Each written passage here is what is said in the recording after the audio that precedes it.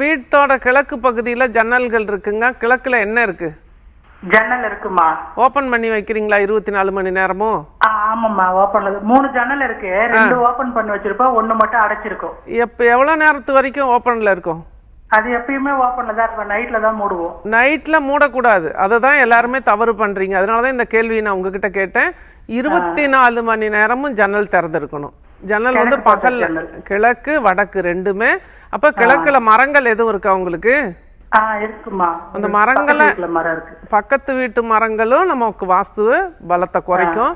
அதனால வந்து பக்கத்து வீட்டு மரத்தை நம்ம உடைக்க முடியாது. அதுக்குதான் இருப்பியல் இருக்கு. கவலை எதற்கு? இருப்பியல்ல உங்க வீட்டுக்குள்ள வீடு கான்செப்ட்ல நீங்க தூங்கக்கூடிய இடத்தை சரியா அமைத்து கொண்டால் சிறப்பான வாழ்க்கை. கூடுதலாக உங்களுக்கு உண்டான தெய்வ வழிபாடு என்ன, உங்களுக்கு உண்டான நம்பர்ஸ் என்ன, நிறைய இடங்கள்ல இன்னைக்கு வந்து சக்ஸஸ் ஆகிட்டு இருக்க நம்பர் அப்படின்னு பார்த்தீங்கன்னா 19751. இந்த நம்பரை எழுதுங்க.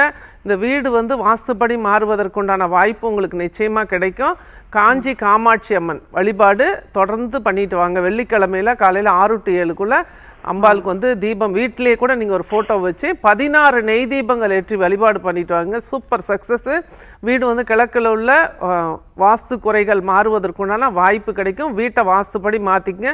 நல்ல செல்வ செழிப்பான மகிழ்ச்சியான ஆயுள் ஆரோக்கியத்துடன் கூடிய வாழ்க்கையை கொடுக்கக்கூடியது சரவணாதேவி இருப்பியல் 369. அப்போ ஒரே ஒரு முறை மட்டும் உங்கள் வீட்டை செக் பண்ணி சரி பண்ணிக்கங்க.